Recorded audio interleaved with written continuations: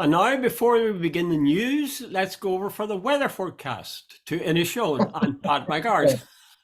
Well, Jude has gone, but reverted to sort of a dull grey day here.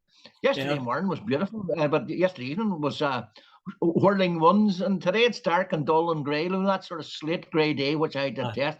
I think what do you call that, Jude, where you suffer from sad? I definitely suffer from that. I hate days like this. I'm waiting for the sun, and I'm not even a sun worshipper, but just like light. I think it's part of that. Well, for me anyway, part of that is age. You get older, you get colder, and you long for, you see a lot of people who can afford it in their old age migrate to somewhere where the weather is always warm. Well, you know that song, right? Rhinestone Cowboy, going where the weather suits my bones. Suits my bones, yeah. And that's possibly, if you go to Spain, which I used to do quite regularly, and I intend to do a lot more in the future, you see wee old men sitting in the villages in the evenings, sitting in the evening sunshine. Beautiful. Oh, fantastic. Would you like to live there, Pat? Would you like to live in a country? Absolutely. Well, would you not miss? You'd miss Irish stuff. I don't, excuse me, Dr. Constancy, permanently. But certainly, I'll tell you this much. See, from about the end of November to about the end of March, I would willingly, if I could, live in Spain. Absolutely no bones. Now, I've got grandkids and kids and so on, and we've got sort of grandparental responsibilities, and I'd miss the grandkids and my kids, definitely. But they could always pop out. Yeah, okay. That's my favorite. Well, right. That sounds pretty attractive to me, I must say. Right, let's move to the more public events. You've given me a nice list here. Thank you very much. And the first on the list is Nadine Sawawi and Johnson and a few other things. Just maybe outline to us what has caught your eye with regard to the Tory party. I did, apparently I don't know the procedures and all this, but apparently when you're becoming a minister, the permanent secretary and all these other people, part of the process is you give guarantees, and obviously there's political considerations as well, and I presume the Prime Minister's asked as well, but you're asked to give declarations that you don't have anything outstanding that might cause the government problems. And apparently there's about 10 questions put to the incoming Minister for Finance or Chancellor of the Exchequer, whatever you want to call them these days, and about are you tax compliant, are you such and such. And by the sound of it, Nadim Sawawi just breezed through them, everything's grand and everything the rest of it. Now, I don't know who leaked it. I think it was to The Guardian, and it came out that he was actually had to make a settlement of 3.5 million and then a 30% penalty for not paying his taxes on time. So this is a guy who's chairman of the Conservative Party, who is the former Chancellor of the Exchequer, who is responsible for the revenue of a country, and this guy wasn't tax compliant himself. Now, he was economical with the truth then. Yeah, well, that's and it could be, on the surface, that's the least of his worries. But he seems to have sort of basically ignored all sort of conventions and so on. But you look at, another thing about it is you had what do you call him, the former Matt Hancock having canoodling with the secretary. You had Boris entering a deal with the EU, which was totally dishonest, because he said he did it to win an election. They said then that they have a deal, unlike Labour, and they won the election. They got 80 seats. You had all the Dominic Cummings affair. You had the boys partying. I could keep on going. There must be a whole lot of other things that I'm leaving out here. And you sort of say that this is just one thing after another with the Tory party, where they seem to have this absolute arrogance that the laws are only for the little people. Well, I think you're right about that notion of entitlement, that they think that they can do what they like. But I think I would break them into groups there. Like you mentioned Sawawi concealing relevant information. I mean, not to put too much of a tooth on it, he misled the people who are asking him questions. That things were A, whereas in fact they were B. In other words, he told them a lie. There's no other word for it. No other word for it. If you tell people the opposite of what is in fact the case, then that's what we commonly call lies. I also would, along with that, I would say that the protocol, I don't know if you mentioned that, but the protocol deal that they signed up to, again, that's lying, really.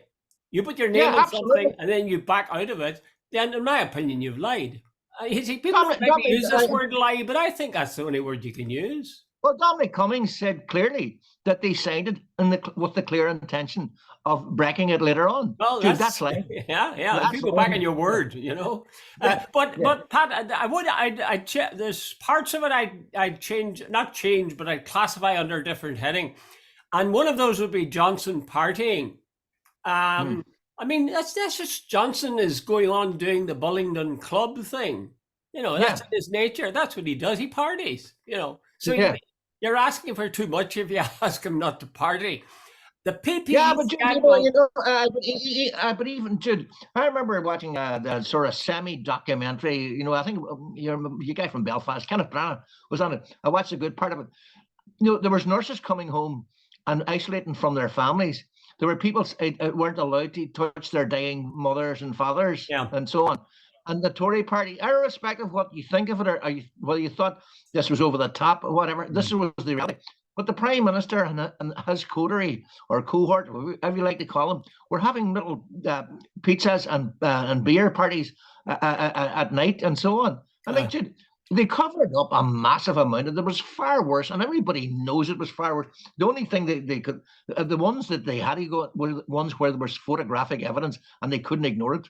Well, I'd go a wee bit easier on him than that. I don't, and I think he's a fairly gross sort of a character, Johnson. But it's partying, just simply partying, having a good time. That's all, really. That's in their nature. They assume, oh, not everybody can do this. Not everybody can go to the Bullingdon Club and then thrash the place after they finish their evening of fun. The PPE scandal, I think we've talked about this before. I agree that their mates were getting millions by getting these contracts. But again, I would say, somebody's got to get the contract. And if these guys, our mates, meet the criteria, then fair enough. Stop me there, Dr. Collins. That's exactly the point. Well, regard, make your case. State your case. They didn't meet the criteria. They were like, for instance, Michelle Moan or whatever her name is. There's big question marks asking exactly what her companies or what her friends actually supplied, how useful it was. There were contracts handed out. Dude, there was guys given shipping contracts that didn't even have ships. Okay, that's fair enough. That's fair enough. If there were deals where they weren't delivering the goods, but if there were deals that they did deliver the goods, fair enough. Nobody can argue about that. No, nobody's arguing about that. But Jude, it seemed to be that it was nepotism or corruption or fraud, whatever. That so many people with connections to the Tory party were queue jumped to the head of the queue, literally, to get these contracts. Now, that is not corruption. They were not necessarily the best people, but they were people who had made donations to the Tory party. Well, I suppose what would be at fault there would be the criteria. And again, I suppose the crisis, you see, you got to act very quickly. I mean, were there criteria set up whereby, the people applying had to have this, this, and this, and this? Or did you say, can you supply it? Okay, you're on. We don't have to. The Tory party, as far as I'm aware, has refused all blandishments to have an inquiry into it. That tells you something, all right. Yeah, I take your point there. And it reached to high heavens, dude, and it's covered over right. Come back to poor old Matt Hancock. I think Matt Hancock's got a right. Not even Sahawi. Matt Hancock. You said about Matt Hancock and his canoodling. Look, just because a man has lost that loving feeling, you want to make him in sackcloth and ashes. Really, seriously. I mean, what did he do except be caught fondling a woman who wasn't his wife on TV? For God's sake, if you were to do that with every politician who's fondling somebody else's wife, I'm not disputing it. But Jude, these are the Tories are the one who pride themselves on the old traditional values. And I think that's a long time ago, Pat. But as well as that, you're supposed to hold those who uphold the law or the makers of the law to a higher standard than the sort of the street cleaner or the journalist or whatever. I mean, let's do a comparison. I mean, did Matt Hancock's loving feeling look any worse than Bill Clinton's cigar? No, but everybody forgave Clinton. Everybody forgave Clinton, and they don't throw that up when they're talking about him. Yeah, but I'm not so sure. It wasn't during the middle of COVID.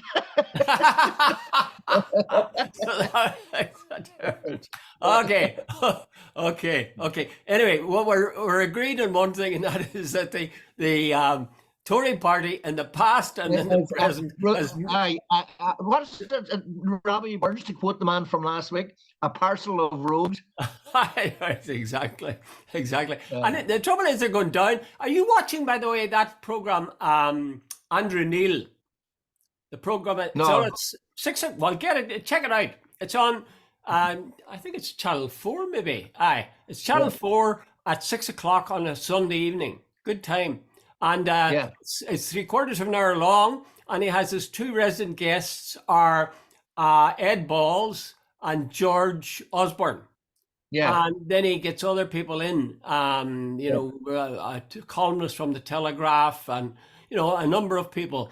And yeah, he overdoes it. He overdid it last night. Now, this is the first in the new series. He overdid it a wee bit, I thought, tried to make it a sort of a game show almost. But yeah, he does look at stuff in a fairly hard-nosed way, and he will, if he's interviewing a guest, he'll push him. He won't let them off the hook. So he may be a bit yeah. of a, I was going to say a rude word there. He may be a bit of a, what do we call him, a rough and tumble guy, but it's good to see him when he's interviewing people. Yeah, I know he's a total right-wing Tory Yeah. and a Thatcherite to boot, but what I loved him in the sense there's an honour to him in a strange way. There was a right-wing Trump supporter on a couple of years back, and he absolutely went for him. And your man sort of said, "Look, I'm not used being interviewed by left-wing liberals and all the rest." I can't remember the guy's name, but he had to apologise afterwards. He says, "Obviously, I got my facts wrong." Like, describe Andrew Neil as a left-wing liberal, you got to be kidding. I know a guy had told me, I can't think of his name now, which is probably just as well, but he used to be a columnist for Andrew Neil's, one of his papers that he was editor of. And Andrew Neil wound up by firing him or terminating his contract. So in his last column, he wrote a piece, and he said that if you check the first letter of each sentence, it's spelled out Andrew Neil is a, and then there was a word after that. And he said, I had to spend an awful lot of time on doing that column, Yeah, to get it to work. Yeah. Exactly. Okay, we've now slagged off maybe, no, not the Americans, but certainly the Brits in terms of the Tory party. Let's have a look at the Irish people and see how open-minded they are when it comes to people who are migrants in their country and who have, not even a house to live in. So tell us about that nice story, Pat. There was a thing on Saturday morning, I know, a group of, I think, about 12, all white, and some of them wearing balaclavas. There was a place called Ashtown. There's a wee forest area, and I don't know, I lived in Dublin, but don't know this area. But apparently there's about 12 tents there, canvas tents, and there are migrants living there from, where I wrote down where some of them are from. They were from, no, I didn't write it down. Sorry, they were Polish, Croatian, and Hungarian, even including the Scots. They've been living there from August. Anyway, on Saturday morning, this group of guys arrived up. One with an American pit bull, another with a German Shepherd. They had baseball bats and sticks and stuff like this, and told these guys, get what out of here, etc., etc., etc. They were attacked. The Gardaí were called and all the rest. Now, apparently, these guys are saying that some of these fellas were involved in an assault somewhere locally, some time earlier. But what's her name? Ruth Coppinger, the former socialist TD, says, I am an absolute feminist, women's rights and all the rest of it. But she's a lot of this stuff is about sexual attacks on women are absolute rubbish. They are deliberate stuff being put out by the oldest trick in the book by the far right to justify these people are unfit men coming here and stealing women type thing. And she's a lot of the stuff is pure propaganda, she says, and racism. It has nothing whatever to do with anything based on fact. Yeah, but there is a section of that clearly was, I read about that too, that attack. Bringing dogs with you and baseball bats or hurleys or whatever. There's a section of Irish people that slip very, very easily into racism of one kind or another. For example, Absolutely, Jude. remember some years ago there were attacks. You know, you had travelers. Yeah. I can remember one instance of a traveler in the West who was expected to break into the house of somebody, and the guy sat up with Yeah, his that was gun, down Mayo. and he shot him, and Yeah. the traveler ran out onto the road or struggled out onto the road, and he followed him and he killed him. Yeah. To me, Yeah. and there's an awful lot of people in the West and throughout Ireland who would say, "Aye," and he was right too. You know, that if somebody did that in my house, I'd do the same thing. I think that's appalling. I really do. Now I know there's all sorts of base instincts we all have, but you really have to resist that kind of thing, and you've got to call it out when it happens.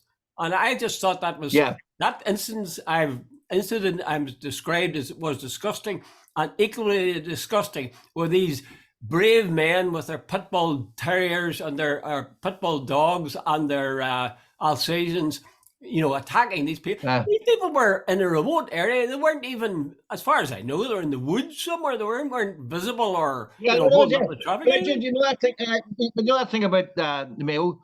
Jude, in fairness, I'm not sure if you're comparing like with like, and I'm not sure you'll get too many supporters for it. See the thing down Mayo, and by the way, I don't disagree for a second. It's appalling, and there was but here's what was happening, or the claim at the time, that there was regular raids in the middle of the night on isolated farms. Yeah. And that this man was living on his own, and he was living on his nerve. He was waiting for it, and so on, so on. Mm-hmm. And that eventually, and of course, in the middle of the night, these two guys arrived, and so on, so on. It was a single guy. This was a single guy. No, I think it was not. No, the single guy went in, but I think it was somebody else waiting outside on a van. Oh, okay. As far as I remember, Jude, and I'm not 100%.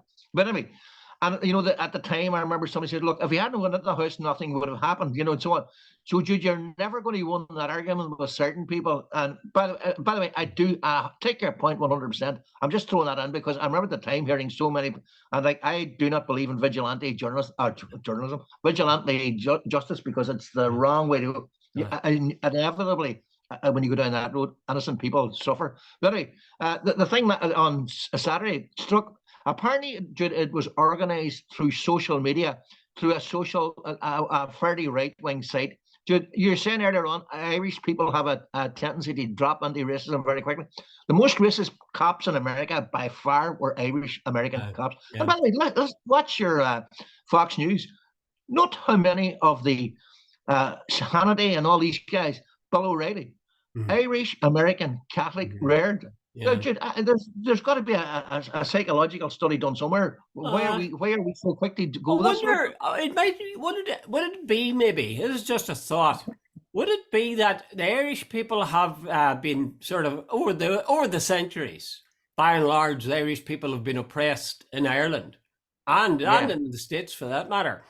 And sometimes when people have been oppressed themselves, what they do is once they get their leg out of the pit, they then inflict the same misery on somebody else. I mean, Israel seems to be the most obvious example. Maybe that's what it is, you know? Let's beat up somebody else, and then we'll be no longer be the dirt on somebody's shoes. We'll be better than that we were. Yeah, well, apparently the Irish, see, they were shit on the shoes of back in the 1800s in America. Yeah. And when they got the first rung up the ladder, they started to shit down on the Negroes, the black people. So, Jude, maybe there's your explanation might be 100% right. Well, of course, anyway, remember Mahatma Gandhi's famous one. Why is it for some people to feel big, they have to look down to make somebody else feel small? Oh, I think that's the case in an awful lot. It's almost, see, we define ourselves in terms of others, you know? Yeah. If people are doing better than us, then we feel poor. If, on the other hand, we're still getting the same income, but everybody else is getting less, we think, oh, I'm doing it. We're doing well, yeah. Anyway, okay. So let's move to the happy subject of golf. Oh, how I love golf. I wish I was a golfer. I'm saving up for a jersey with little diamonds on it and stuff. Jude, I worked in the Dairy Journal, and the family that owned it, they called me Carls, and they were all superb golfers. I think nearly every one of them played off scratch, and there was an ethos in the place. And a lot of the workers, the employees, were also golfers. Because when we used to have a staff day, we used to all go golfing. Good crack, by the way, and the family were very good, I have to say that, and so on. But the bottom line of it all was very, very sort of funny. And it's a game I never got. I used to think it was a sort of a walk spoiled, as somebody said. Bottom line of it all, Jude, was the fact that, at the Dubai Desert Classic, last week I heard that Rory McIlroy and a guy called Patrick Reed, an American, obviously an Irish background too, I would think, got into a spat. Reed has joined the Live Golf Tour, which is sponsored by Saudi Arabia. Now, there's a real spat going on between the Live and the PGA, and there are those who believe in the PGA as the old traditional way, and there's all this thing too, though I don't think it's a big issue for a lot of golfers, the morality of supporting somebody from Saudi Arabia. But anyway, last week there was a big row going on, and anyway, last night and early this morning, the thing carried on where Reed and McIlroy fought it out to win the Dubai Desert Classic, and McIlroy won. But anyway, the whole row last week was McIlroy refused to shake Reed's hand. Reed threw a golf tee at him, and it was like a storm in a teacup. What? So bad at him. What did you say he threw at him? What did you say he threw at him? A golf tee. Oh my God! Oh, what a horrible thing to do! He could have damaged him. Imagine if that hit you in the ear.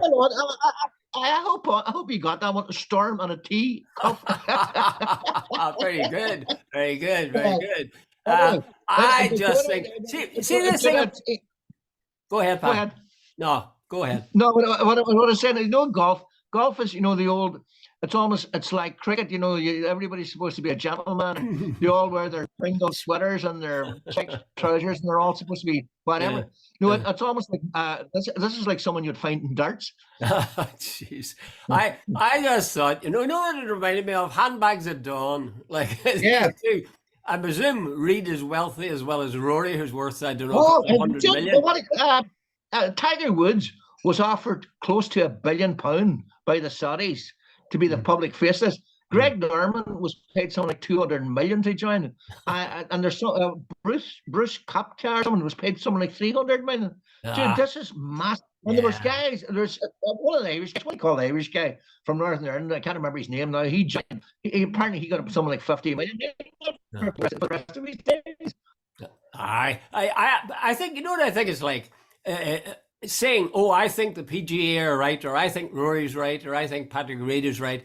I think that's like taking sides in Charles versus Di, or Harry versus William.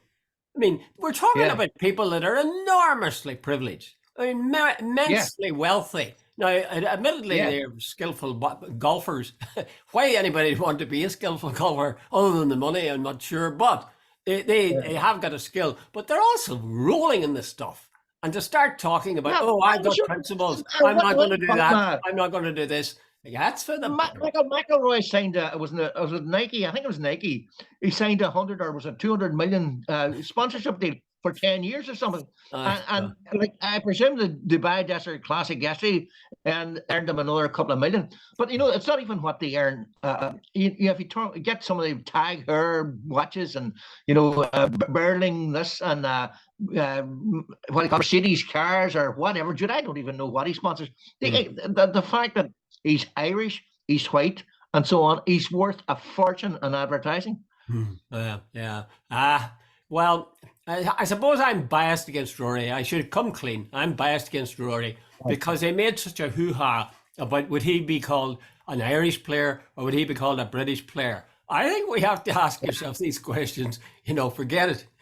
Go with the Brits if you want to.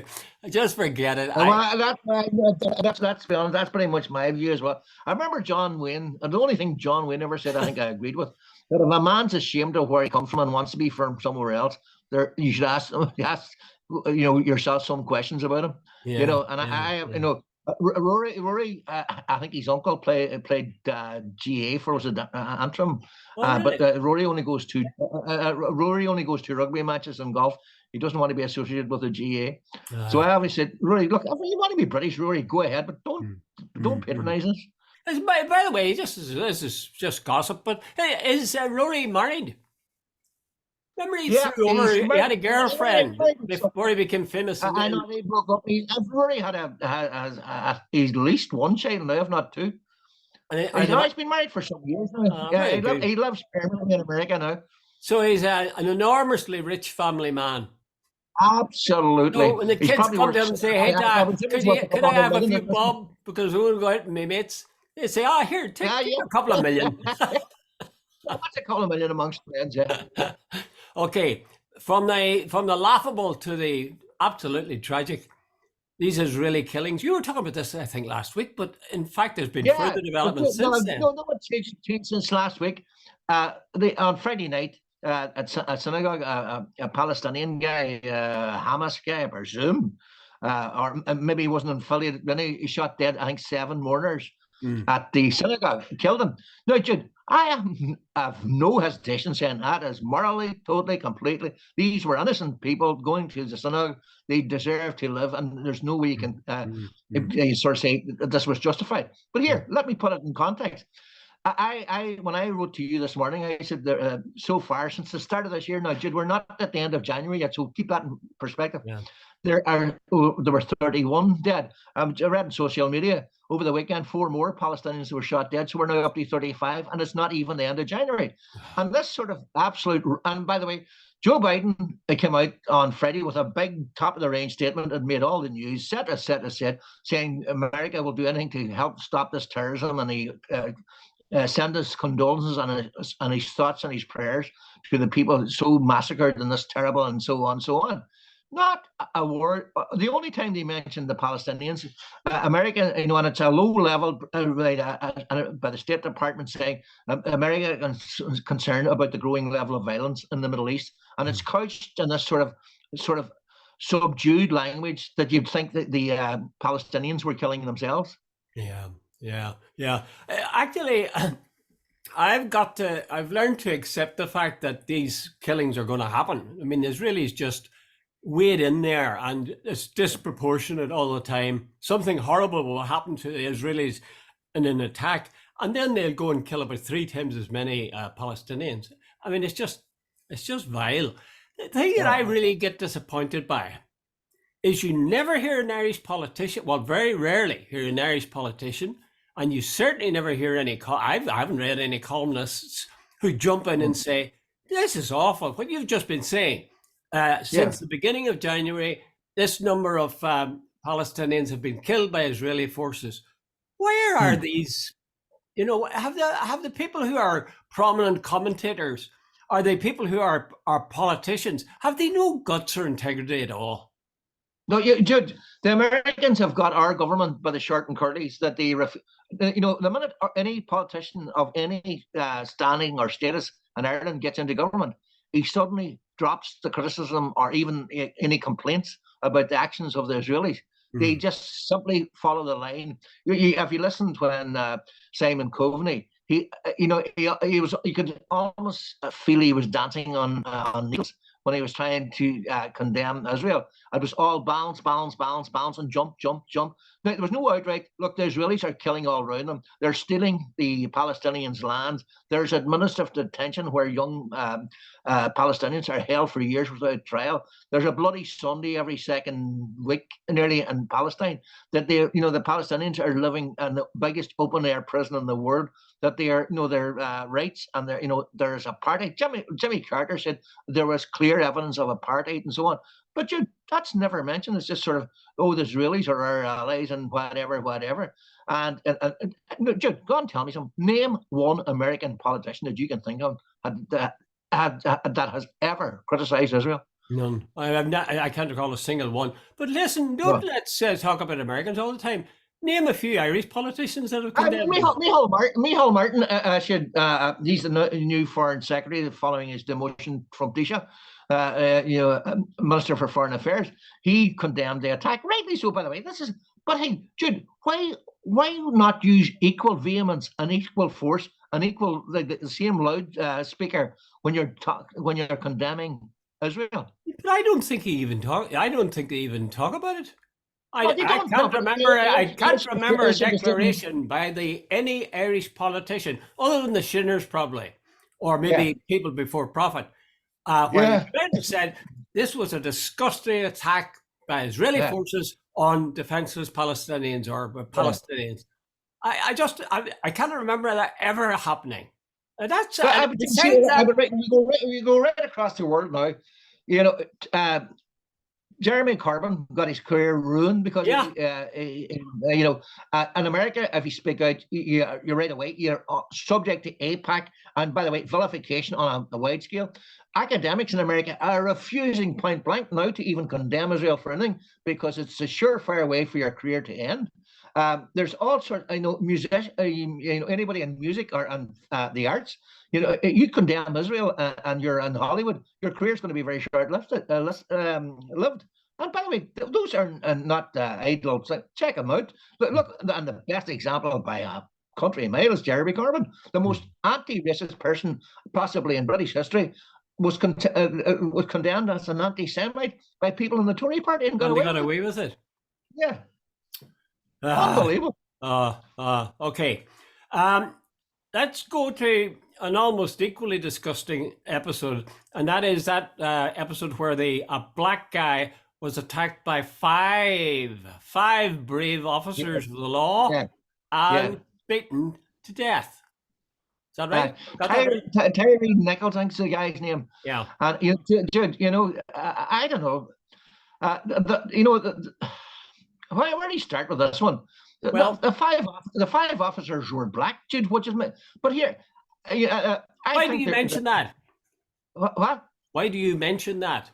Because you see, there's a lot of things that says and that American police are racist, which I genuinely believe they are. But I genuinely think the bigger problem in America is power. When there's a lot of guys because American police have been so long getting away. There's a culture of thuggery. You put on a badge and you put on a uniform, you put on a gun, and you can pull anybody out of a car in America, and the white population will support you because there's something about that. They believe in this tough law and order. Like the more black prisoners in the world there in America, more executions possibly than even bloody well China. There's all this sort of stuff, Jude. But I mean, I think the American cops are. The number of incidents in recent years, I presume the availability of cameras on phones and stuff like that has exposed what has been going on for maybe decades. But Jude, this is just the latest. And I think it started with Rodney King way back about 30 years ago. And now, time after time. Like, by the way, Jude, just to finish up, there were 5 of them with iron bar battens. And they beat him long enough till he died. And it's on video. And Jesus, Jude, I haven't watched it. I'm not watching it because, Jude, that's voyeurism, and I've no interest in seeing somebody being beaten to death. I wonder, I assumed that the cops were white, and in fact, the fact that they were black you could say, well, then that wasn't a racist crime. It certainly was some other kind of crime to do with power, perhaps, as you've mentioned. But I think maybe would it be that in a way they were even unconsciously desired to be like the white man, the white cop. Yeah, absolutely. Not to put too fine a tooth in it again, there's such a thing here as we call castle Catholics. Absolutely. So, I'll bend every sinew to show what a good cop I am. And the fact that this guy's black, that's not going to hold me back. I'll beat the crap out of him. Yeah. Is that too previous or no? It makes perfect sense. I can't remember now. As usual, I need to go look it up. But one of the worst German officers, apparently had a Jewish grandmother. Yes. So to ensure that there was no, somebody can check it out. But to ensure that there was no hint that he was softening Jews, he was absolutely worse than anybody else in the Jews to cover up the fact. That's normal, Jim. Okay, Pat, we've only 1 minute left, 1.5. and I'm very anxious to do something that we didn't plan to do, and that was this whole thing about people in the north not knowing about people in the south, and people in the south not having friends in the north, and so on. What's your thoughts on that? It's been in the Absolutely headlines rubbish. for the last couple of days. I total rubbish. I got to Derry, and everybody I know has got a relative in the north. I live in Anishone. Dude, it's normal. Like, how often have you been in Laois? You know, how often have you been in Carlow? Like, it's rubbish. I'm in and out in Derry at least 10 times a week. And I know if I go down to the wee shop down there, I'll meet guys from Derry and so on. We had a bit of work done quite recently in our house. The two guys who did the work were both from Derry. You know, I live across Well, the you're in border. a particular situation there, Pat, because that's your But I hinterland. know Cavan, Monaghan, I know that sort of all along. Have you lived in Belfast? How often would you have been down in Laois? You know, And the same thing applies if you stop to think about it in England. If you were from Newcastle, would you have many friends in Dorset? not at all. And during the Troubles, there was no doubt. There was no attraction to visit. No, would you go and visit Beirut? Yeah. Yeah. Okay, Pat, time's up. Time's up. Okay. Time's up. Thank you very much. Okay. Bye, All the best. All the best.